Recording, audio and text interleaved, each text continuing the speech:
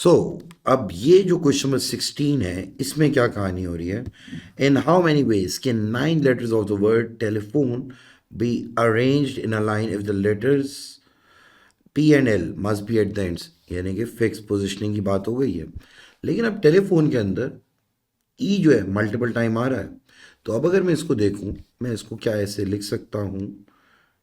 T, एक, दो, तीन, एल, पी, एच, ओ, एन। ये बन रहा है हमारे पास वर्ड टील फोन। मैं ऐसे ही बताता हूँ ना कि भाई रिपीटेड को एक जगह कर दो। अच्छा, अब इन्होंने यहाँ पे क्या कह दिया? पी और एल एंड में आ जाए। भाई अगर पी और एल एंड में आ गए, एंड्स पे हैं, अब ये भी हो सकता है कि ये आपस में भी तो अरेंज हो सकते हैं। अच्छा, अगर मैं पी और एन के अलावा देखूं, मेरे पास 7 अल्फ़ाबेट्स बच रहे हैं। 1, 2, 3, 4, 5, 6, 7, और एंड में पी और एल है। अब बात पता है क्या है? पी और एल आपस में तो अरेंज हो ही सकते हैं, एंड्स पे होने चाहिए ना। ये तो नहीं बताया कि कौन से एंड पे हो, कौन सा स्टार्टिंग पे हो, कौन सा एंडिंग पे हो। तो ये तो हो गया 2 फैक्टोरियल। फिर बात यह है कि जो रिमेनिंग बीच में 6 अल्फ़ाबेट्स हैं, या 7 अल्फ़ाबेट्स हैं इनफैक्ट, इन 7 अल्फ़ाबेट्स में हमारे पास 3 ईज हैं। सही है? तो ये क्या बन जाएगा हमारे पास बड़े आराम से? 7 फैक्टोरियल अपॉन 3 फैक्टोरियल, और पी और एल आपस में अरेंज हो जाएगा 2 फैक्टोरियल से। तो इसका जो आंसर आना है, 7 factorial divide by 3 factorial multiplied by 2। तो इसका आ जाएगा 1680 आंसर। ये एज सच कोई मुश्किल नहीं है। फिर उसके बाद इसका सेकंड पार्ट देखते हैं। How many different selection of 4 letters can be made from the 9 letters of the word telephone if there are no E's? E's है ही नहीं। अब जरा अगर मैं ईज हटा के बात करूं, बच क्या रहा है भाई अगर ईज नहीं है? क्योंकि यहाँ पे सिलेक्शन की बात हो रही है। भाई 3 ईज थे, टी, एल, पी, एच, ओ, एन। ये बच रहा है। अब अगर इन्होंने कह दिया ई आ ही नहीं सकते, नो ईज, तो इसका मतलब क्या है कि ये जो मेरे पास 1, 2, 3, 4, 5, 6 6 अल्फ़ाबेट्स हैं, इनमें से मुझे 4 चाहिए, तो मैं क्या कह दूंगा भाई बड़े आराम से?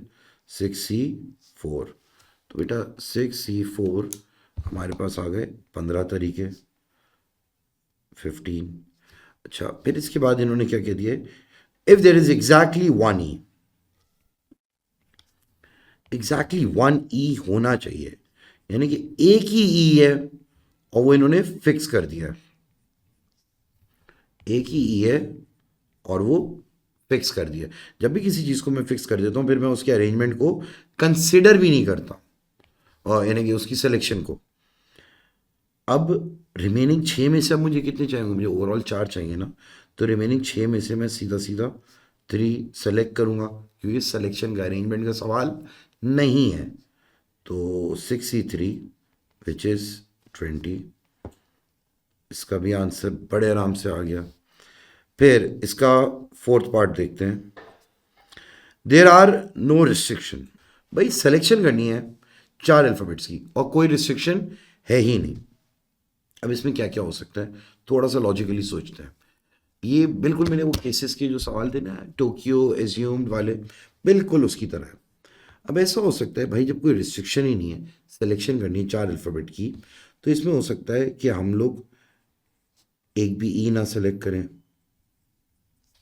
और 1 ई सेलेक्ट करें, एग्जैक्टली 1 ई, और 2 ई सेलेक्ट करें, और हम लोग यहां पे 3 ई सेलेक्ट कर लें।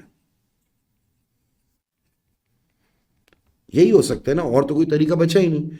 नो ई हमने पहले ही निकाल लिया था 15, 1 ई भी हमने पहले ही निकाल लिया था 20। अब 2 ईज हैं, 2 ई हमारे फिक्स हो गए भाई।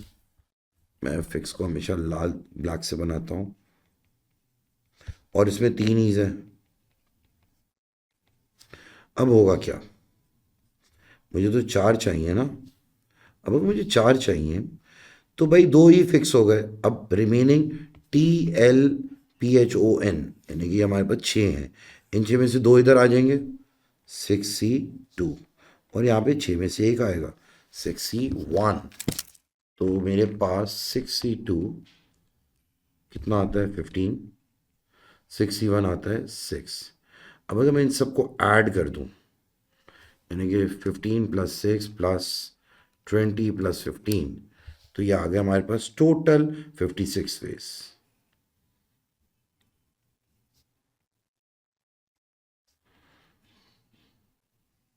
जिस बच्चे ने वो टोक्यो वाला केस पूरा सही से समझा हुआ है, उसको बड़े आराम से वाली चीज़ समझ आ जाएगी, उसको ये वीडियो देखने की भी ज़रूरत नहीं पड़ेगी। ठीक है। बाकी अब हम अगले ही क्वेश्चन पे जाएंगे। इसमें कोई आज सच मुश्किल है नहीं, लेकिन 4 नंबर दिए इसके, आप देख लें कितने आराम से मार्क्स बांट रहे हैं लोग। चलें यहाँ पे अब ये वाला क्वेश्चन तो एंड, अगले पे की तरफ।